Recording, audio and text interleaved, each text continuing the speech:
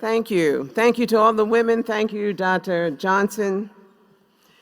And thank you, Rosalind Brewer, Rhonda Stryker, Maya Havard, Dr. Celeste Watkin-Hayes, and all the members of the Spelman College Board of Trustees. Last year this time, you elected me 10th president of Spelman College. And I accept this presidential medallion now as a symbol of the trust and authority you vested in me. Dr. Tatum, Dr. Manley, Dr. Cole, I accept this medallion as a symbol of the 9 past presidents. Your presidential leadership was as sterling and as full of grace as it was determined and purposeful. Yes.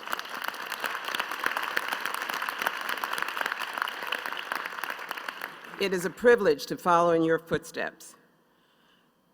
My colleagues of the AUC, Dr. Wilson, Dr. Montgomery writes, Dr. Wheeler, Dr. Johnson, serving with you, stewards of our future leaders, is an honor. Dr. Kathleen Phillips Lewis, my fellow Hamiltonian, the faculty of Spelman exhibit a love of excellence that is exceeded only by the joyfulness of their commitment to their students. Ms. Demetria Holloway, thank you for your inspiring words on behalf of the Spelman staff. The devotion and caring of Spelman College's outstanding staff is everywhere you turn on campus. Dr. Daphne Smith, to travel the country meeting Spelman alumni in Harlem or Oakland, Detroit or Philadelphia, Los Angeles or Louisville, is to be swept up in the fierce Spelman spirit of sisterhood. Thank you for your leadership of our National Alumni Association. Zarina Mustafa, your leadership of the student government this year has brilliantly exemplified the wisdom, honesty, and fearlessness of the Spelman women you lead. Mayor Reed, Hela Modelmog, Helen Smith Price, it is a privilege for me to come to Atlanta and join the Atlanta civic community. Thank you for honoring us with your presence today. My friends, colleagues, and fellow foot soldiers, Thelma Golden, Spike Lee, Alfre Woodard, Freeman Hrabowski. In the ongoing fight for equality, your life's work has carved out the necessary spaces that press our men and women to create and think boldly and excel and soar. I am so honored to have you as a friend and colleague. Delegates from colleges and universities across the country who join me in the common purpose of educating our country's next generation of leaders, welcome. And to my family and friends, I could not have arrived at this moment this afternoon without your love and support, and I am grateful. And to my 3 sons, Britt, Sekou, Garikai, you have built lives of devotion to your families, your country, and your work with intelligence and integrity. I admire you and I love you dearly. My parents, Harvey and Elaine Schmidt, are no longer on this earth. But they taught me about family, and they taught me about making a commitment to something bigger than yourself. And I feel their presence here today as if they were sitting right there in the front row.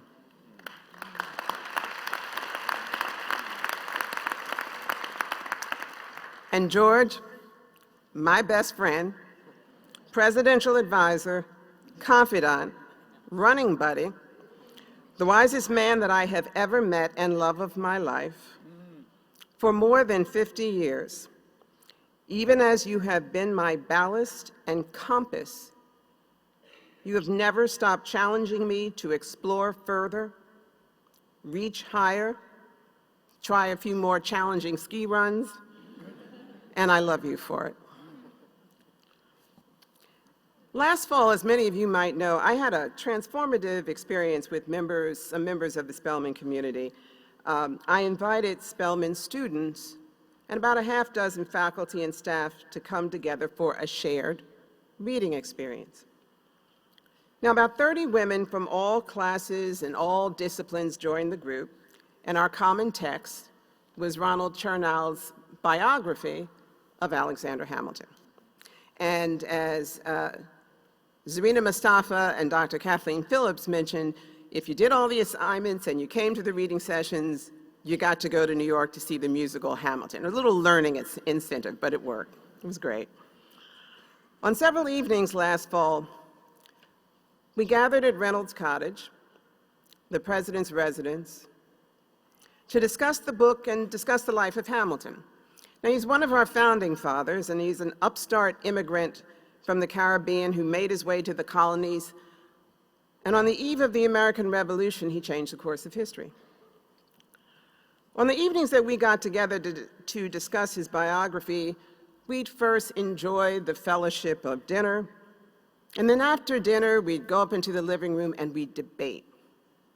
We'd debate the ideas of Hamilton's rivals, Thomas Jefferson, John Adams, Aaron Burr, or we'd marvel at his way with words, or try to penetrate his sharp thinking on the Constitution or our banking system, or his ideas about the national debt or foreign policy. We chastise him for his behavior towards women. As we sat in Reynolds and I listened to our Spelman women, I thought to myself, when the founding fathers birthed this country, when they insisted on equality, never in their wildest dreams could they have imagined this room full of free-thinking Black women.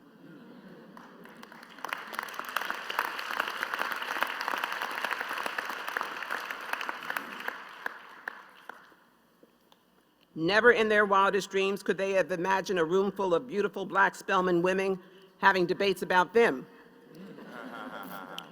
Equality over 200 years ago was a private club. The founding fathers were among the exclusive members and the rooms were closed.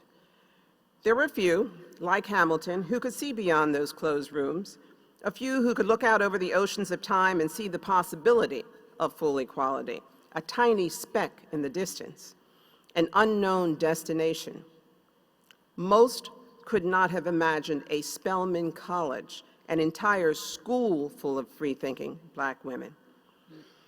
It would take almost 100 years after the country's founding, a civil war, emancipation, before a school like Spelman was even a possibility. Like the founding of the country itself, there was no precedent for Spelman, no models, no blueprints. Spelman was an act of the imagination, a realization of an ideal of equality, the belief that women, Black women, could receive an outstanding education. Unlike the country's founders, Spelman's founders were women, two white Baptist missionaries who believed unequivocally in the power of education. Now, we just celebrated Founders Day, and on the occasion of Founders Day, we retell the story of Sophia B. Packard and Harriet E. Giles, their names have been mentioned often up here, who hailed from Salem, Massachusetts, and traveled to Atlanta in March of 1881, determined to start a school for freed Black women. And our Founders Day narrative includes Father Quarles, a legend in 19th century Black Atlanta. Father Quarles had founded Friendship Baptist Church, and in the basement had founded what would become Morehouse College for recently freed Black men. When Packard and Giles showed up on his doorstep, Father Quarles offered the basement of Friendship Baptist once again as an incubator for a new school, this time for Black women. 135 years ago, the promise of this school, with its exacting standards and high expectations, was powerful. Local women would send $2 or $5 donations to this incredible beacon of hope, One Sunday, at a church service in Cleveland where Packard was speaking fervently about the school and her effort to raise money, the wealthy industrialist John B. Rockefeller was in the congregation. On the spot, he made a gift, and eventually, in honor of his many subsequent gifts, the school was named after the family of his wife, Laura Spelman Rockefeller. Never in their wildest dreams would our founding fathers have imagined a coalition like the one that built Spelman College. Women as well as men, the very poor and the very rich. Black people joined with white people, North joined with South. They were a coalition of the faithful. A coalition that came together in postbellum America at a time when the country had cleaved apart explosively. This coalition of the faithful pushed and pulled against their differences, against burgeoning Jim Crow law and separatism, to birth a new school, to educate a new woman, to build new citizens and new communities, to make a new world. And who was this new woman? Most Black women in Atlanta in the late 19th century were laundresses, maids, hotel and domestic workers. They endured long hours, low wages, and inhumane working conditions. But in the summer of 1881, a few months after the school opened, those laundresses in Atlanta and in other cities of the South rose up and organized and went on strike. Freedom was not sufficient. They demanded equality. Freedom was their ticket. Equality was their destination. And they insisted on a voice for themselves in mapping their way to that destination. And their voices are part of the founding narrative of Spelman as well. It's not surprising that offered the opportunity of a first-rate education, many of these same Black women flocked to this new school, originally the Atlanta Female Baptist Seminary. As word of this new school swept through Atlanta and beyond, the school's population grew by leaps and bounds. By the turn of the 20th century, by the time Spike Lee's grandmother graduated in 1929, the school had become Spelman College, and Spelman graduates had become the cornerstone of their communities. Spelman graduates were the teachers and the nurses and the missionaries. They were building schools in Liberia and the Congo. Those early graduates set the standards high. They laid claim to the ideals of freedom, justice, equality. They embodied those ideals. They lived by them. They made them their own in their life's work. It's not surprising, then, that when the civil rights movement surged through the South, pushing the entire country to move closer to realizing its values, demanding open membership in the Equality Club, Spelman students were at the forefront. Students from historically Black colleges and universities in general were in the vanguard. Students from HBCUs launched the lunch counter sit-ins in the 1960s that grew to 70,000 students in cities all over the South. Students, women and men from Spelman, Morehouse, Clark, and Atlanta universities led the way to the desegregation of the city of Atlanta. A full-page ad, an appeal for human rights, endorsed by all of the AUC student government presidents and written by Spelman student Rosalind Pope, was published by courageous editors in 3 Atlanta newspapers on March 9, 1960. Students, women and men from Spelman, Morehouse, Clark, and Atlanta University organized and staged a sit-in at the then segregated Rich's department store in downtown Atlanta. Dr. Martin Luther King Jr. joined them. And when they all got arrested, even Dr. King was surprised by the audacity and steeliness of the Spelman women. And from his jail cell, he penned a handwritten note to the Spelman women that read in part, and I quote, "It is inspiring enough to see the fellows willingly accept jail instead of bail. But when the young ladies are willing to accept this type of self-suffering for the cause of freedom, it is both majestic and sublime." And here we are, in the 21st century, looking back over our shoulders to see what Spelman College over the past 135 years has brought us. As we look backward, we can see the work of the nurses and the teachers and the missionaries, and we can also see a world-renowned opera star, a Fortune 500 CEO, the editor of 7 major American newspapers, the mayor of an American city, a leading cancer researcher, a Pulitzer Prize-winning artist, a former Surgeon General, an aviator, an award-winning Broadway producer, successful businesswomen, lawyers, physicians, educators, community activists, mothers, grandmothers, aunts, nieces, daughters, and spouses. During one of my one-on-one sessions with students, one of our Spelman women, a graduating senior, came in and she told me with great confidence that she plans to become the first woman president of Nigeria. And she will do that. She will accomplish that because she's a Spelman woman. After 135 years, we glow with pride for Spelman College. And why shouldn't we? At Spelman, we have a 6-year graduation rate that is 76%. That is 30, yes, please applaud that. Applaud that because it's 35% higher than the national graduation rate for African Americans.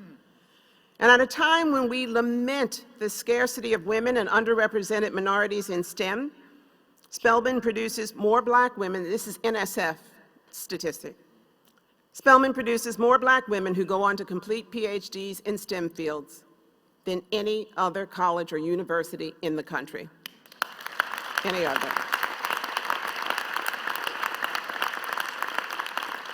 Mayor Reed has already talked about our record in producing tech startups. But by any measure, our outcomes are spectacular. But when you consider the fact that the families of half of our student body are Pell eligible, that is, half have incomes of $40,000 or less, the success rates mark a new frontier in Spelman's ongoing surge towards that place we call full equality. But there is a paradox. And the paradox is that as good as we have become, and as successful as our women may be, it is not enough. The paradox is that despite the success of any number of individuals, that destination of equality is fading from view for others.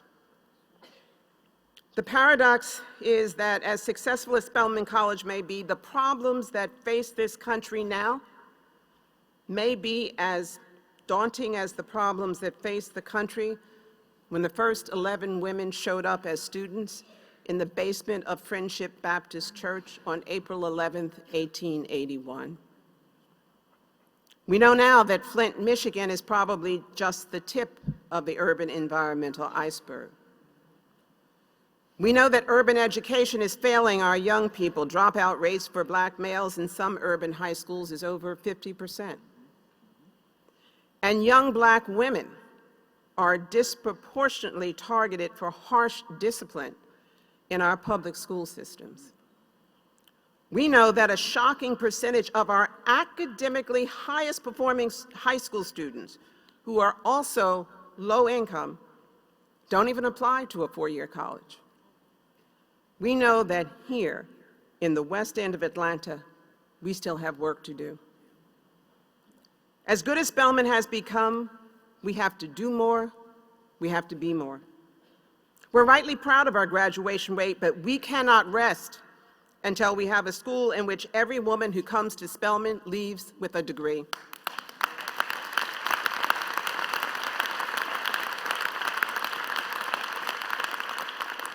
We are rightly proud of being a leading liberal arts college that teaches our students to master critical thinking skills, tackle complexity and contradiction, that instructs them to write and think and speak with clarity and with the courage of her convictions. But the 21st century demands more. The 21st century demands that our women speak the language of technology fluently and creatively.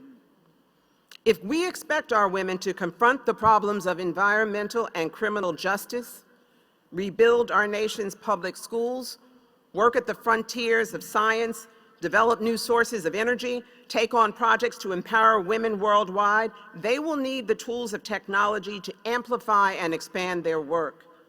They will need to analyze big data, build networks that allow them to work globally, manage digital archives, invent apps, incubate new ideas, new devices, and new businesses to make and market those new ideas. And we will not rest until we know that every Spelman woman who graduates leaves as a master of technology.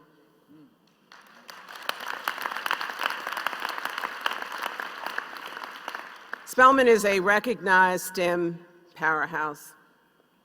Our women study here on campus and abroad and in leading laboratories all over the world. We will continue to build on those strengths, but we will build on those strengths and build the arts with them at the core of the liberal arts.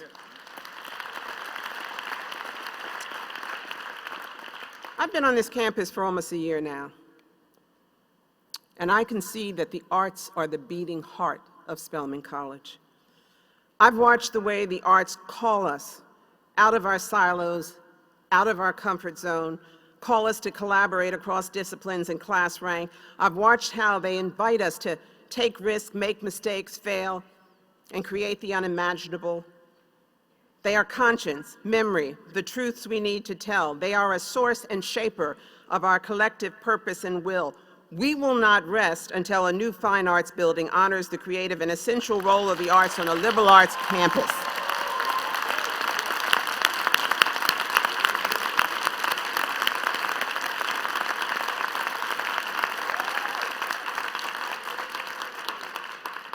We still have work to do on our own campus to keep all of our women safe and supported, and we will not rest until Spelman College is a model of Title IX compliance.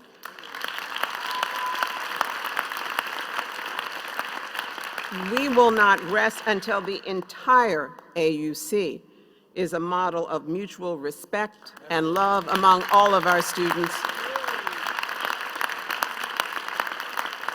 And we will not rest until we forge the necessary community partnerships to rebuild the West End into the neighborhood its residents deserve.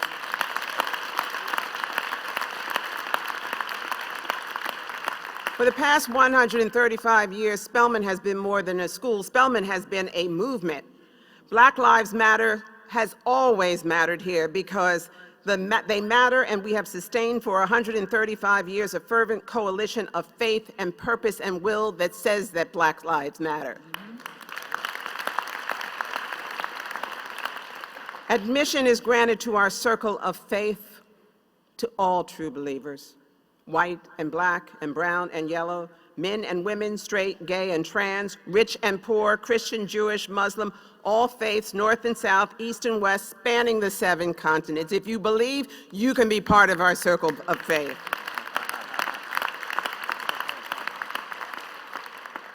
To reach that destination of equality, our country needs Spelman College. It needs our circle of faith. We need the circles of faith that are the AUC and the University of Maryland, Baltimore County, and the cultural institutions like the Studio Museum in Harlem, and the men and women at on the President's Committee of the Arts and Humanities, and the bold artists willing to speak truth artfully and persuasively to power. I worked in higher education for many years before I retired for a little while in 2014. And some of my NYU colleagues are here today. I see them in the audience. And in the 23 years that I served as Dean of the Tisch School of the Arts, I came to believe that while there is certainly a part of education that is about the acquisition of skills and competencies and expertise in a subject area, there is an even bigger part of education that is about love. There is a part of education that cares about each and every student. And there's that part of education that even as it makes demands, it deeply desires that the student sitting in front of you succeeds. and I see the love on the Spelman campus every day. A deep, abiding love on the part of Spelman faculty, staff, student to student, administrators, trustees, alumni, friends, and supporters. I see a love that is radiantly alive. And this afternoon, I want to leave you with a symbol of that radiant aliveness. Now, when you came into the hall today, all of you should have received a lapel pin. I can see them. Don't touch them yet. You can see your lapel pins, okay? Now, these pins were designed and prototyped and put together by Spelman women, and I want to first thank Spelman freshman student Ronnie Bell, who designed, prototyped, and documented the whole process. If she's here, please stand, Ronnie, so we can acknowledge you. Okay, she worked along with art and art history faculty members Joe Bigley, Robert Hamilton, and our computer science faculty member Jerry Volsey, who holds the Brown Simmons Chair in Computer Science and is director of our new Innovation Lab. A group of Spelman students worked diligently to assemble 1,000 of these lapel pins, and I want to just pause and thank each of them. Kaya Bryant, Shakira Wilds, Johnny Askew, Naida Hill, Brianna Rice, Ronnie Bell, Iolane E. Ruffin-Blanchette, Tricia Barton, Elizabeth Singoba, Reagan J. Brown, Catherine Goodgame, Adesuwa Joseph, Bridget Bagley, Tasha Charles. And this, by the way, is one of those examples of STEM and STEAM, but more importantly, it's a symbol of the meaning of Spelman. So I'm now going to ask that we dim the lights. Okay. On your lapel pin is a little tab right at the bottom. Don't pull it yet. Yeah. And at the count of 3, I want you to pull that tab. 1, 2, 3.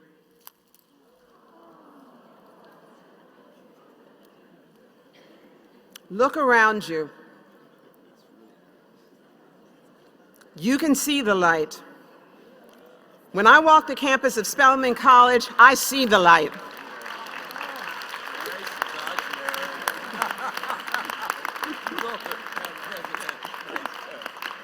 I see the light in the eyes of every woman I meet. I see the light. I see the light of her promise. I see the light of our faith in her. I see the light. Spelman women, you are our beacons. I see the light in you, and a fierce determination fills my heart today. I see the light in you, and I know that it will lead you, lead me, lead us. I see the light, and I know that we are already on our way, undaunted by the fight, to imaginable new heights. Thank you, and God bless you.